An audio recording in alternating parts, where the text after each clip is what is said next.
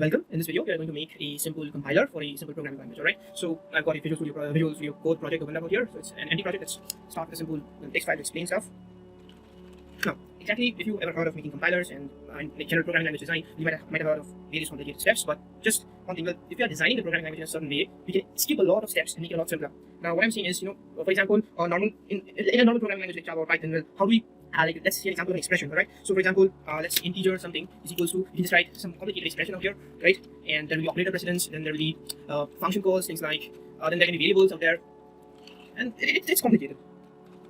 It's complicated, right? Like if you want to parse and make sense out of it, it's quite complicated, right? For example, like how are you going to make sense out of it, right? For example, here is 56 plus 145 plus 1, and now we can just segregate this as binary operators because plus is a binary operator out here. And like let me just ignore this assignment because, well, we are just content with seeing this much for now. Let's say you're just doing 56 plus 145. Now this is one group. Now we are just going to add this to 1 times 4, right? Because the multiplication operator has a higher precedence than that. Again, we're going to multiply this whole thing.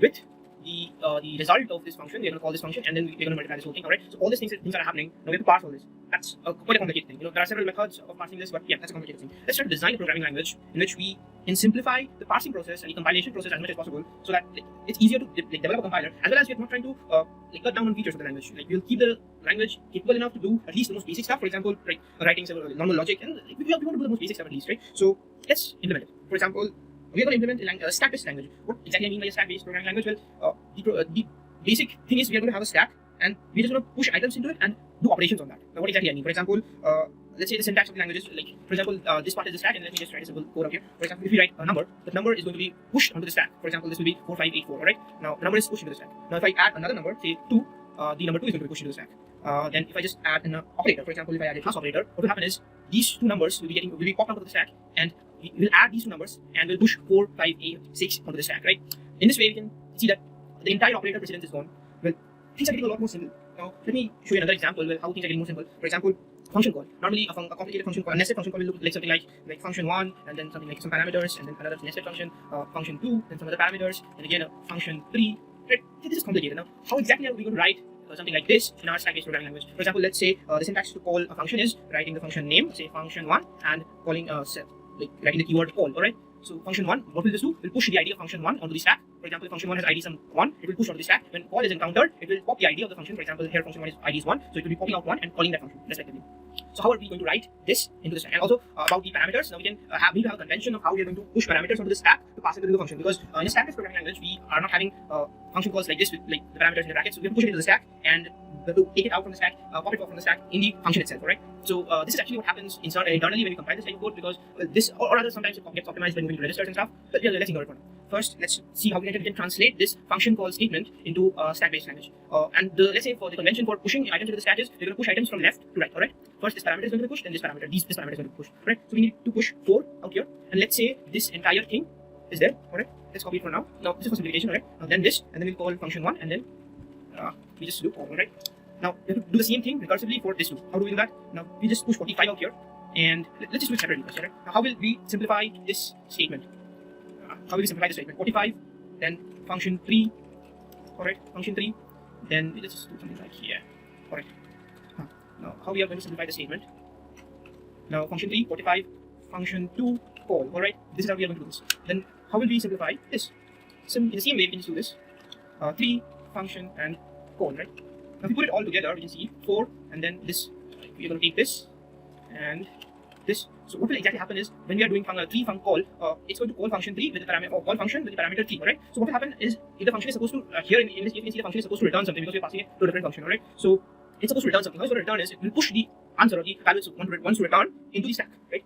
It's going to push it into the stack, and then we can see that it's pushed into the stack. So you can say that in the same way if you just take this. Now this function 2, this entire thing is the value of this will be pushed into stack when this statement is executed, right?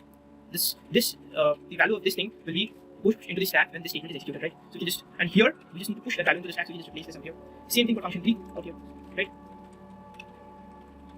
Now we can see that we have simplified this complicated function call into something as simple as this. Now, do you think the parsing this is difficult? No, because we can just do something like string the code dot split and with space, alright? That's it. The thing is parsed. Now that makes sense out of it, that's different, but this is done, right? and it's pretty simple, and parsing this stuff can be quite complicated, whereas parsing this is way simpler. So in this way, stack-based programming language is way simpler to implement. Now let's just try and see how we can just have other stuff, other syntax, how we can simplify other syntaxes from other programming languages. For example, just try the if-else thing. For example, let's keep it out here. Yeah, let's keep it. Now, for example, if some condition one, or let's say a equals to b, then we'll do something. Let's say a equals to a plus 1. All right. Else if b equals to 2. Then we'll have a parentheses, the scope out here. Then again, I'm trying to make a complicated example so we can see how we can simplify it into our stack-based programming language syntax, which will be easier to parse, alright? So a equals to 3, then we can say, let's just make this end, a equals to 4, a equals to 5, else b equals to 3, alright? Now this is quite a complicated if-else ladder, right? If you try to parse it in normal way, it's not very difficult, but it's going to be complicated. Now, how we can simplify and write this in our stack-based format? Let's say, if, then we have to push this condition onto the stack. How will we do that? Push a, push b, then do perform an operation. How will we do that? Add the operator. Okay. So this is going to perform the equal to operator. This is the checks for equality. So we'll check equality between a and b, just push in the stack the last two elements, and it will push the result back into the stack. So we can say then we need to do something, right? We need to do something. A to increment a by 1. But there can be several syntaxes for that. Say we can say pointer to a and then increment. That can be something like that. Let's try and keep it simple. Let's say we're going to push the value of a, push value of 1. Let's say pushing means we're writing the variable name followed by this symbol, the less than symbol, and we'll push the value of a, we'll push the value of 1, and then we'll perform addition, and then we'll take back the value of a, alright? And then we're done, right? We have done this statement. This is done, right? So simple. Now, the else if part, right? So elif, you can write else if, but like again, try to keep keywords single letter, because a single word, because it's really easier to parse. Else and if, they're logically related out here, right? If we just try make it else if, we have to again add some code to separate between, distinguish between else if and else, alright? So let's keep it simple. Elif, again, the in condition, so b, push the value of b, then 2, then equal to, then 10. And we can say, again, there's a condition, so we need to end it, right? Now, like about scopes. Now, this is important, scopes, alright? We have to end scope. We have to end this scope, or else there will be issues. Now, again, alright, let's keep it. Now, we have to end the scope. Without ending the scope, like where the LF ends. So, we have to end, alright? And end. Now, again, if a 3 equal to, again, push the value of a, then 5 a. Alright, we're just taking the value. There's no assignment operator separately, because, yeah, this is pulling the value, copying the value of a out of the stack into it, right? Then, else, we need to set v3. 3, b, again n, because you see this else in modern programming languages you can ignore the scope parentheses if we have a single line. However, in our programming languages we are not exactly having a single line code, because this I have written this code in a formatted way, in a neat and clean way. However, if you just write the entire thing like this, it's correct. If you just write the entire thing in a single line, it's correct. Because see, technically parser-wise, like what is the difference between this and this? Nothing, nothing. No difference. Why? I'm saying that because there are no scope parentheses. Like a new line has no significance. The new line character, this new line character, and the space is exactly the same for this. It's all white space. We just ignore that because we are only interested in these, right? We're only interested in these. So this is equally valid as this. Alright. Now next about loops. Similar way, suppose while some condition a equals to 2, 3, and then do something. Alright, how can we do that? How can we do that? Let's say while, and then again similar to if a 3 equals to then and n. Alright, and do something. Okay, do something. Now, one thing, important thing about that is writing comments. Now, since our programming language is like this, writing comments and distinguishing between comments is going to be difficult. How are we going to do that? I say difficult, but it's going to be different from normal approach, right? How will we do that? We'll just enclose them between these. Whenever, let's say, we can, enclose them between these, and what are these? Because these are uncommon characters. Because these things are usually not encountered normally, right? But like no programming language. Even this is bitwise or bitwise negation, but let's say we can. Maybe we can reuse think of something else while we're trying to implement bitwise negation, right? So anything surrounded by these two is going to be a comment. That's the definition we are trying to define. That's just a convention we're trying to define. There's no hard and fast rule. If you are implementing something else, go ahead with it, right? So this is a comment, alright? Now anything within this is ignored, right? Alright, so we can see that we have a basic structure of programming language. We are going to implement things as we go ahead. Now, for example, one more important thing I think we needed is a function. Normal programming language have functions like in something, function name, in something like C, C++, Java, and C#. A lot of languages have this kind of syntax. So type name, function name, parameters. Alright, we've got parameters. What the hell is this? Parameters, alright. Yeah, for example, say int float, sqrt, float value, something like this, right? Now something like Python, you have def, sqrt, value, because Python does not have a types, it does not have strict types, so you can just ignore the types. In JavaScript also, we'll have function, sqrt, value. JavaScript also does not have very strict types, so you can still do that. But different programming languages have different ways to do that.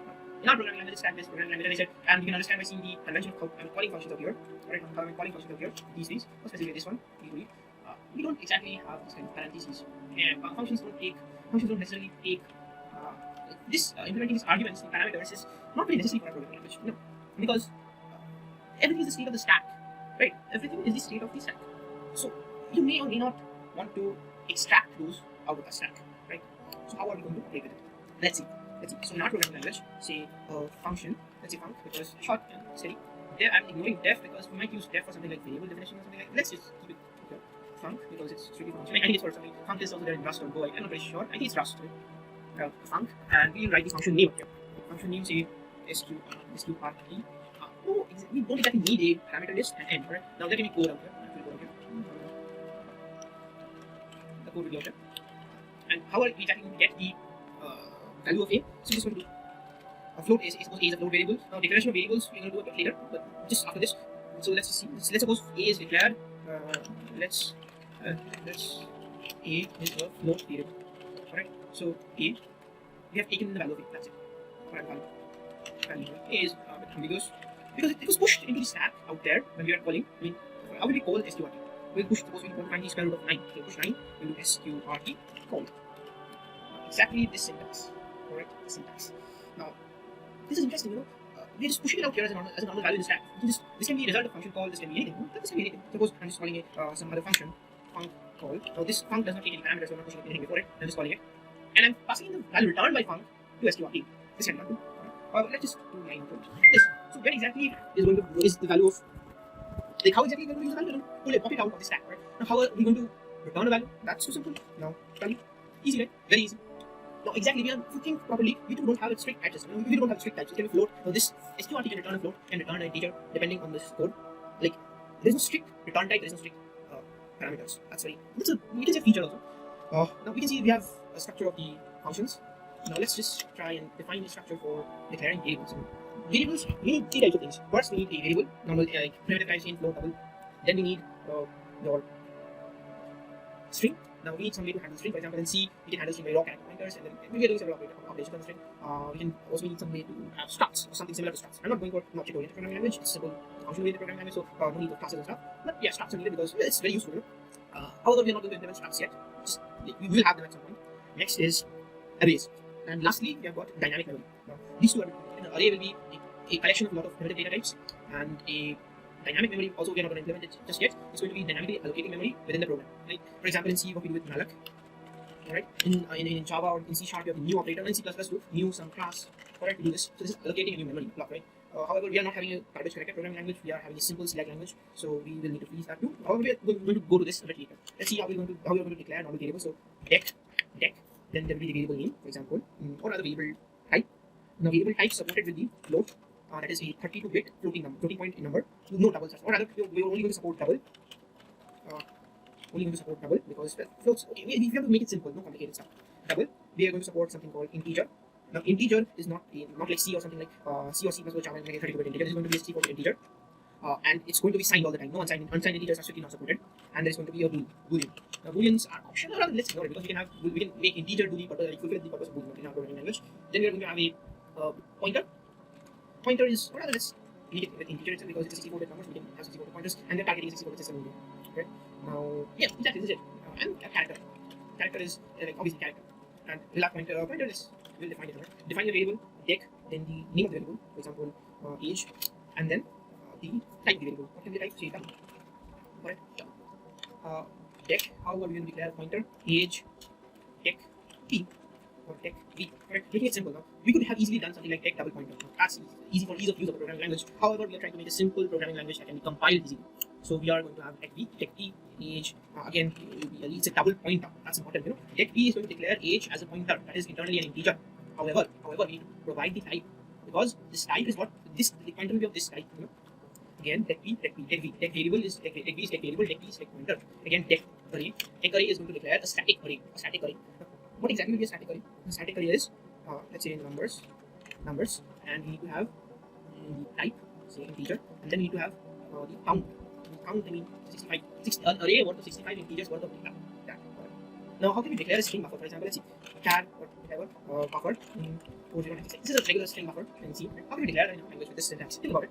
Let's see. We just need to do deck a buffer char 4096. Now, buffer is usually a pointer in C.